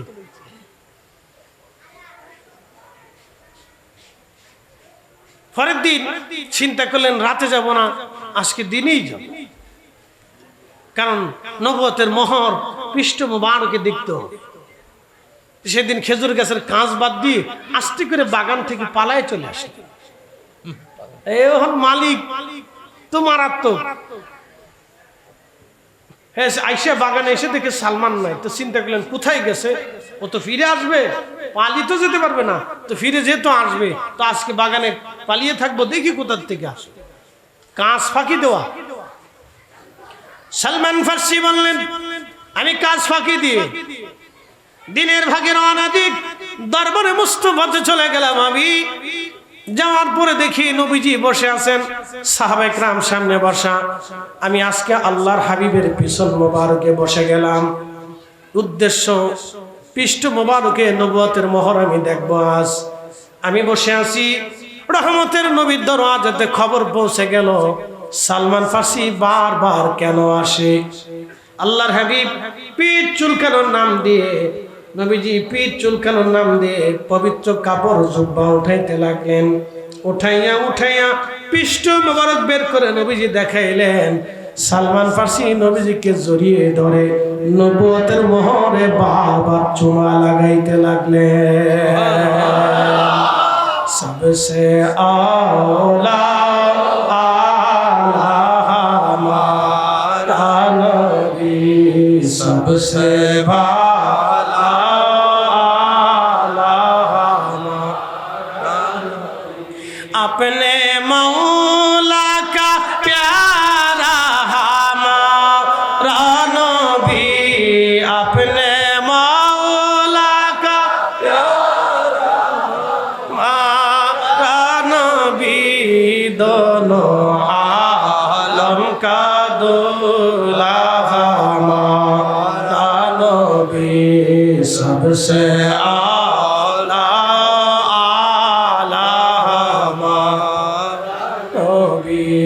सबसे भाला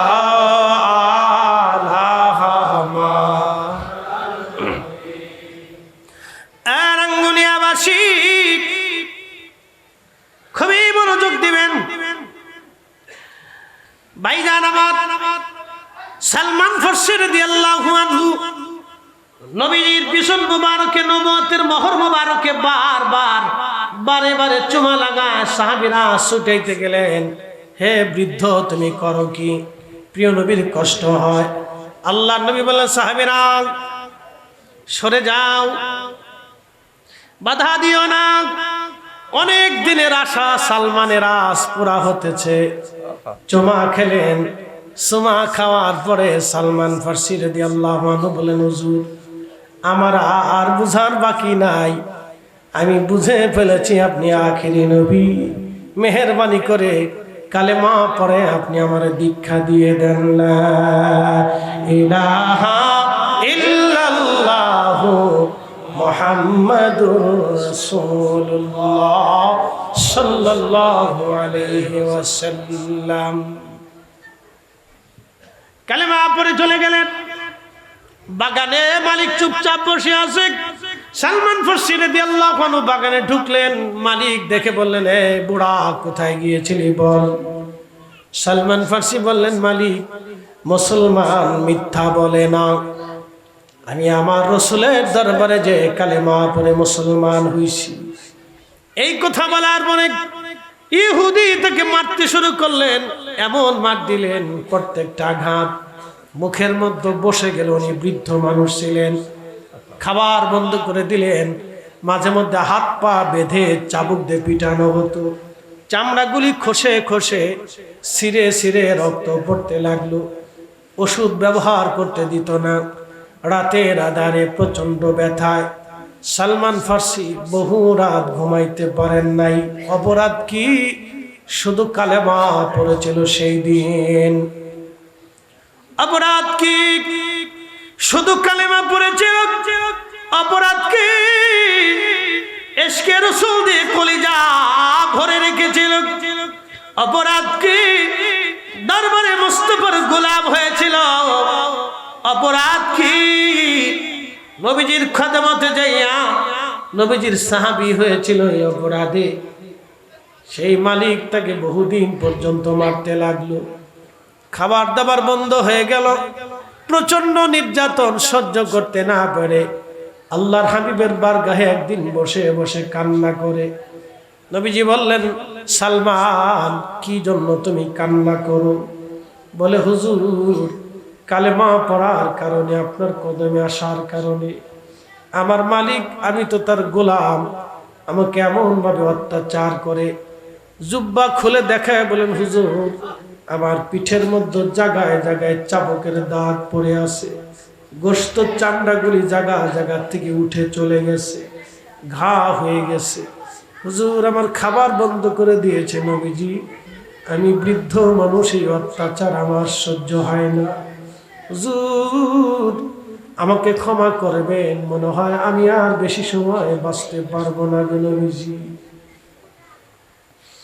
আল্লাহর নবী তার কষ্টখানা দেখার পরে বলেন, সালমান, তোমার মালিকের দিয়া বলো, কোন বিনিময় কি তোমার মালিক তোমাকে কিনা? সালমান ফার্সি চলে গেলেন, ইহুদির কাছে যা বললেন, মালিক রে, তুমি তো আমাকে কিনে আনছিলে, আমি তোমার গোলাম, বলো কোন বিনিময় কি তুমি আমাকে মুক্ত করবানি? ইহুদি জবাব দিল, সালমান, মুক্ত করে দিতে পারি, কিন্তু শর্ত হলো যদি তুমি 400 খেজুরের গাছ আমাকে লাগাই দিবা। 400 খেজুর গাছের ভিতরে 1 বছরে খেজুর ধরা লাগবে। একটা খেজুর গাছে যদি খেজুর না ধরে শর্ত বাতিল, একটা খেজুর গাছ মরে গেলেও শর্ত বাতিল। দুনিয়াতে কোনো নজির নাই 1 বছরে খেজুর গাছে খেজুর ধরে, আর 400 গাছ লাগাইলে 2-1টা তো মারা যাবে, 400 গাছ তো আর বাঁচবে না। সালমান ফার্সি নবীজির দরবারে বসে কাঁদে। আল্লাহর নবী বললেন, সালমান, তুমি কাঁদো কেন? বলে, হুজুর, আমার মালিক আমাকে এমন শর্ত দিয়েছে, আমি সালমানের পক্ষে এই শর্ত পালন করা সম্ভব না। বলে, কি শর্ত বলো? বলে, হুজুর, শর্ত হলো 400 খেজুরের গাছ লাগাই দিতে হবে, 1 বছরে খেজুর ধরতে হবে। 400 গাছের একটা গাছে যদি খেজুর না ধরে শর্ত বাতিল, একটা গাছ মরে গেলেও শর্ত বাতিল। হুজুর, এটা তো আমি সালমানের পক্ষে আদৌ সম্ভব না। নবীজি বললেন, সালমান, তুমি চিন্তা করো না, তোমার মালিকের যা বলো, তুমি শর্তে রাজি। বলি, ইয়া রাসূলুল্লাহ, কি করে আমার পক্ষে সম্ভব? প্রিয় নবী বললেন, সালমান, তোমার খেজুরের গাছ আমি নবী নিজে হাতে লাগাইয়া দেব। চিৎকার মেরে জোরে বলবেন কি আল্লাহু আকবার? বলবেন কি ইয়া রাসূলুল্লাহ? তিনি নবী, তিনি নবী, তিনি নবী, তিনি নবী। সালমান ফার্সি দৌড়ে বলি, মালিক, তোমার শর্তে রাজি। বেটা মনে করছে, হায় হায়, সালমান পাগল হয়ে গেছে, ওর জীবনে তোরে শিক্ষা দিব, কালেমা পড়ার জাল মিটিয়ে দেব। ও আমার কাছ থেকে আজাদ চায়, দেখি কেমনে সে মুক্ত হয়। কারণ 1 বছরে খেজুর গাছে খেজুর ধরবে না, আর 400 খেজুর গাছের একটা খেজুর গাছ তো 2-1টা মারা যাবে, শর্ত বাতিল হয়ে যাবে অটোমেটিক। ওরে কায়দা মতো সারা জীবন আমি পিটাবো, দেখি কালেমা কতদিন ধরে রাখতে পারে। কিন্তু বেটা জানে না রহমতের নবীর হাতের ওজন কত বড়। প্রিয় নবী বললেন, সাহাবীরা, তোমরা খেজুর গাছ এনে দাও। 400 খেজুর গাছ সাহাবীরা এনে দিলেন, খেজুর গাছের চারা এনে দিলেন। আল্লাহর নবী বললেন, জায়গা প্রস্তুত করো। সাহাবায়ে কিরাম জায়গা প্রস্তুত করে দিলেন।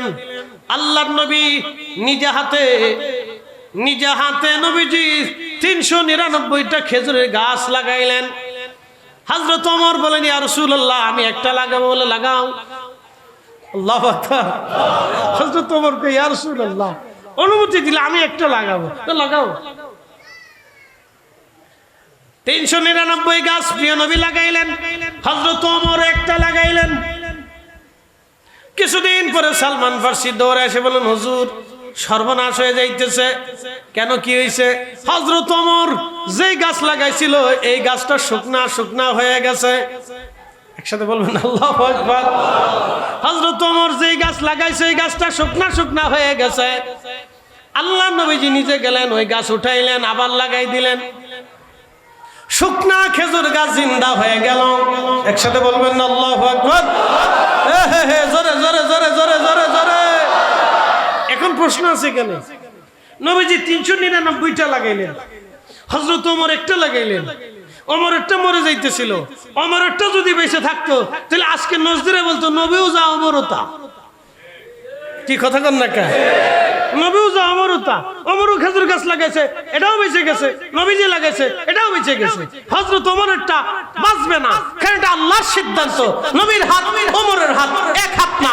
নবীর হাত নবীর হাত, ওমরের হাত ওমরের হাত। নবীর ঈমান, নবীজির মর্যাদা, নবীর মর্যাদা, ওমরের মর্যাদা সেটা আলাদা। রাসূল করিমের নূরের হাত, আল্লাহর দেওয়া হাত, রাসূলের বরকতি হাত, রহমতি হাত, যেখানে পড়ছে সেখানে বরকত হইছে। হযরত ওমরেরটা মরে গেছে, আল্লাহর নবী ওইখানটা আবার ওই গাছ উঠাইয়া মরা গাছ লাগাই দিলেন, জিন্দা হয়ে গেলেন। যদি মদিনাতে কোনোদিন যান তো যা দেখবেন সালমান ফারসি রাদিয়াল্লাহু আনহুর খেজুরের বাগান এখনো আছে। এখনো আছে। একসাথে বলবেন আল্লাহু আকবার। যারা আপনাদেরকে হজের গাইড দেয় বলবেন, ও আল্লাহর বান্দা, আমরা রে সালমান ফারসি রাদিয়াল্লাহু আনহুর খেজুরের বাগানে নিয়ে চলো। এখনো সেই বাগান আছে, এখনো সেই বাগান আছে, কিন্তু সেই গাছ নাই। সেই গাছ আর নাই, সেই গাছের বংশধর আছে, কিন্তু সে গাছ নাই, বাগান এখন আছে, কিয়ামত পর্যন্ত থাকবে। এটা কেউ নষ্ট করতে পারবে না। একবার এটা রেজুলেশন করা বাগান। একসাথে বলবেন আল্লাহু আকবার। সৌদি সরকার, রাজ পরিবার, বাদশা, আমির, ওমরা চেঞ্জ হবে। 1450 বছরে বহু চেঞ্জ হয়েছে, কিন্তু বাগান কেউ সরাইতে পারেন, কারণ এটা রেজুলেশন করা বাগান। সালমান ফারসি রাদিয়াল্লাহু আনহুর বাগান, এখানে কেউ হাত দিবে না। প্রিয় উপস্থিতি, সেই সালমান ফারসির কথা বলছিলাম। খন্দকের যুদ্ধের ময়দানে ওনার মসজিদ আছে। উনি যেইখানে বৈশা যুদ্ধের নেতৃত্ব দিয়েছিলেন সেই মসজিদ, এখানে সেই মসজিদ বানানো আছে। যদি খন্দকে যান, আল্লাহর মেহবুব যেই মসজিদে বসে যুদ্ধের নেতৃত্ব দিয়েছিলেন সেই মসজিদ এখনো আছে। যেই মেহরাবে নবীজি নামাজ পড়িয়েছিলেন সেই মেহরাবটা এখনো আছে। যদি যান ওখানে 2 রাকাত নামাজ পড়ে দোয়া করে আসবেন। মারহাবা বলবেন না? আল্লাহর হাবিব যেখানে বসছিলেন এখানটা এখনো আছে। হ্যাঁ, যাবেন যাবেন। খালি হজ করে আসেন না, ঘুরে ঘুরে এগুলো দেখে আসেন। খালি ওমরা করে আসবেন না, ঘুরে ঘুরে এগুলো দেখে আসবেন। তাতে অন্তরের প্রশান্তি আসবে, ভালো লাগবে। এগুলি ঈমান বৃদ্ধি পাবে, এগুলি ঘুরে ঘুরে দেখে আসবে। সবচেয়ে বেটার হয় যারা সুন্নি গাইডেড যদি থাকে আপনাদের, ওনাদের মাধ্যমে গেলে আপনাদের জন্য সুবিধা হবে। ওনাদের কাছ থেকে ঘুরে ঘুরে ঘুরে ঘুরে দেখে দেখে আসবে, তাতে ঈমানের বৃদ্ধি পাবে এবং আপনার সার্থকতা আসবে। যেন আমি দেখছি, ভালো লাগছে, ভালো লাগছে। জীবনের একটা সার্থকতা আছে, এই সার্থকতা আসবে, সফরের একটা সার্থকতা আসবে। তো এই খন্দকে সালমান ফারসি রাদিয়াল্লাহু আনহু যেখানে, এখানে মসজিদ আছে। হযরত আলী কাররামাল্লাহু ওয়াজহু, ফাতেমা রাদিয়াল্লাহু আনহা দুইজনে যেখানে বসে যুদ্ধের নেতৃত্ব দিয়েছিলেন এখানেও আছে, মসজিদ আছে। এখান থেকে হেঁটে হেঁটে হেঁটে হেঁটে কিছু দূরে আগে ঘুরে আসলে হযরত জাবের রাদিয়াল্লাহু আনহুর বাড়ি। এই বাড়িটা এখন মসজিদ কমপ্লেক্স করে সৌদি সরকার সংরক্ষণ করে রাখছে। সে আগের বাড়ি নেই, কিন্তু মসজিদ কমপ্লেক্স করে এটাকে সংরক্ষণ করে রাখছে জাবির রাদিয়াল্লাহু আনহুর বাড়ি। তিনি আশিকে রাসূল ছিলেন। এই খন্দকের খাল খনন করতেছিলেন নবীজি। খাল খনন করার সময় বিরাট বড় পাথর পড়লো, 10 ফিট চওড়া, 10 ফিট গভীর পাথর। তো তখন তো ক্রেন ট্রেন, এই আত্যাধুনিক যন্ত্র ব্যবস্থা ছিল না, তো পাথর কেমনে সরাবে? সাহাবায়ে কেরাম এসে বললেন, ইয়া রাসূলুল্লাহ, পাথর কেমনে সরাবে? প্রিয় নবী বললেন, হাতুড়ি আনো। আল্লাহর হাবিব পাথরের কাছে গিয়ে হাতুড়িতে পাথরে একটা আঘাত করলেন। একসাথে বলবেন মারহাবা। একটা ছোট্ট আঘাত করলেন, বেশি শক্তি দিয়ে করা লাগে না, এটা নবুয়তি শক্তি। আঘাত করলেন হাতুড়ি দিয়ে, ছোট হাতুড়ি দিয়ে আঘাত করলেন। 10 ফিট চওড়া, 10 ফিট ডিপ, দৈর্ঘ্য প্রস্থে 10 ফিট করে, একবারে লম্বা 10 ফিট, দৈর্ঘ্যে 10 ফিট, প্রস্থে 10 ফিট, গভীরতা 10 ফিট। এত বড় পাথর সাহাবে কেরামের চিন্তা, আমরা তো খাল খনন করছি, কাফেররা যদি পাথরের উপর দিয়ে এসে চলে যায় তো আমরা যুদ্ধে আমরা পরাজিত হয়ে যাব। আল্লাহর হাবিব পাথরে আঘাত করলেন, 10 ফিট গভীর পাথর আঘাত করলেন ছোট্ট হাতুড়ি দিয়ে। পাথর 3টা খণ্ডে বিভক্ত হলো, হাতুড়ি মারার সাথে আগুনের ফুলকি বের হলো। নবীজি বললেন, সাহাবীরা, পারস্য সাম্রাজ্য বিজয় হবে। সুবহানাল্লাহ। কে আস্ত হয়ে গেল না? জোরে বলেন না, না আরো জোরে জোরে জোরে জোরে জোরে জোরে জোরে একসাথে বলেন তো, আল্লাহু আকবার, আল্লাহু আকবার। জোরে বলেন আল্লাহু আকবার। কোন সাম্রাজ্য? জোরে বলেন। পারস্য বুঝেন তো? এখনকার ন্যাটো। এখন বাংলাদেশের সেনাপ্রধান যদি বলে আমরা ন্যাটো দখল করব, তো আপনার বাঙালিরা সবাই কইছে উনি পাগল হয়েছে, ওনার ওই পদ থেকে বাদ দিয়ে নতুন আরেকজনকে বসান। এখন যদি বাংলাদেশের সেনাপ্রধান বলে আমরা ন্যাটোর সাথে যুদ্ধ করব, ন্যাটো তো বুঝতেছেন আপনারা 21টা পৃথিবীর পরাশক্তি দেশ, যাদের সম্মিলিত অর্থনৈতিক এবং সামরিক জোটের নাম হচ্ছে ন্যাটো। ন্যাটো শতানি জোট, এটা শতানি জোট আর কি। হ্যাঁ, মুসলিম মারার জোট এটা। আমার দিকে তাকান, এই ন্যাটো। এখনকার ন্যাটো, তখনকার পার্সিয়ান সাম্রাজ্য। এবার আসেন, আল্লাহ রসুল মেহবুবে আলা নবী আর একটা আঘাত করলেন, আগুনের ফুলকি বের হলো। প্রত্যেক খণ্ড, যে 10 ফিট চওড়া পাথর 3 খণ্ড হয়েছিল, সেই প্রত্যেকটা খণ্ড আরো 3টে করে খণ্ড হয়ে গেল। মারহাবা বলবেন না? 3টে খণ্ড আগুন বের হয়ে গেল। প্রিয় নবী বললেন, সাহাবীরা, রোম সাম্রাজ্য বিজয় হবে। আরো জোরে জোরে জোরে জোরে জোরে চিৎকার মেরে বলেন আল্লাহু আকবার। কোন সাম্রাজ্য? রোম। এখনকার দিনের ওই রুশিয়ান জোট, রাশিয়ান জোট। রাশিয়ান জোট বলছেন, রাশিয়া, চায়না, উত্তর কোরিয়া, ইরান, এই ওনাদের বেল্ট আর কি, ধরে নেন আর কি।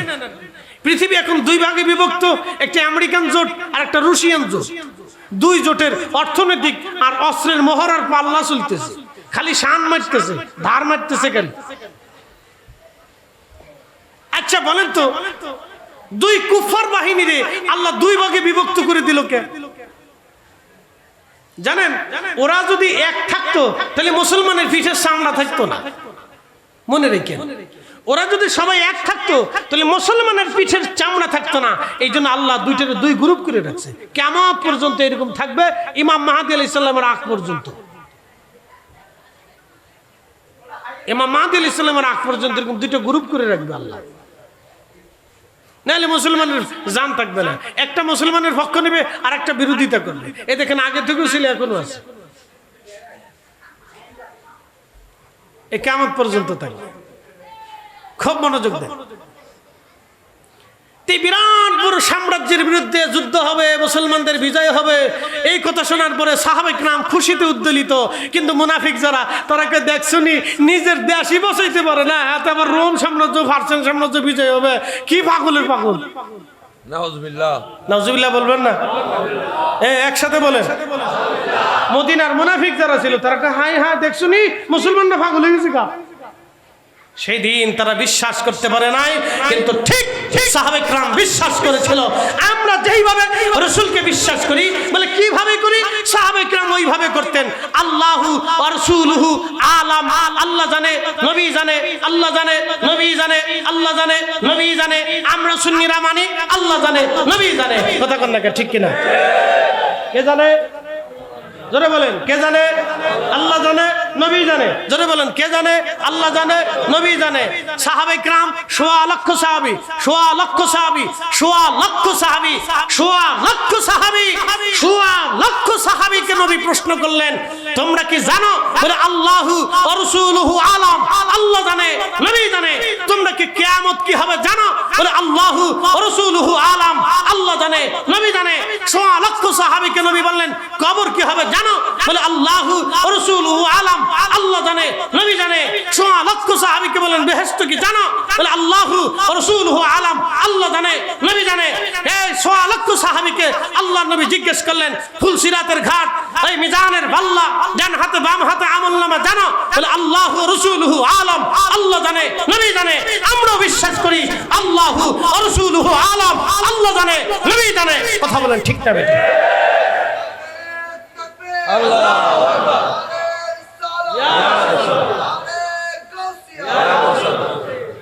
আমরা বিরাট বড় বেদাতি হয়েছি। ইস, উনি বড় হক্কানি বই রয়েছে ঘন্টা মরি দিয়ে। আমরা বিরাট বড় বেদাতি হয়েছি। বুঝাটা জরুরি। আপনাকে বুঝতে হবে যে আমি হকের উপরে আসি না বেহকের উপরে আসি, এটা আপনাকে বুঝতে হবে। প্রিয় উপস্থিতি হাজিরিন, বেশি লম্বা করবো না, মুক্তাসর হবে না। এগুলি আমাদের বোঝাটা অত্যন্ত জরুরি, বুঝে যাওয়াটা দরকার। সালমান ফার্সি রাদিয়াল্লাহু আনহু খুশি হয়ে গেলেন, সাহাবীরা খুশি। রোম সাম্রাজ্য, পার্সিয়ান সাম্রাজ্য বিজয় হবে ঠিক।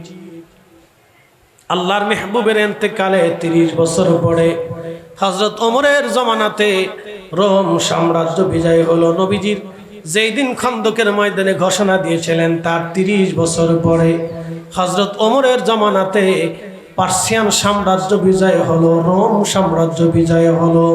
একবার জোরে বলা যাবে কি মারহাবা?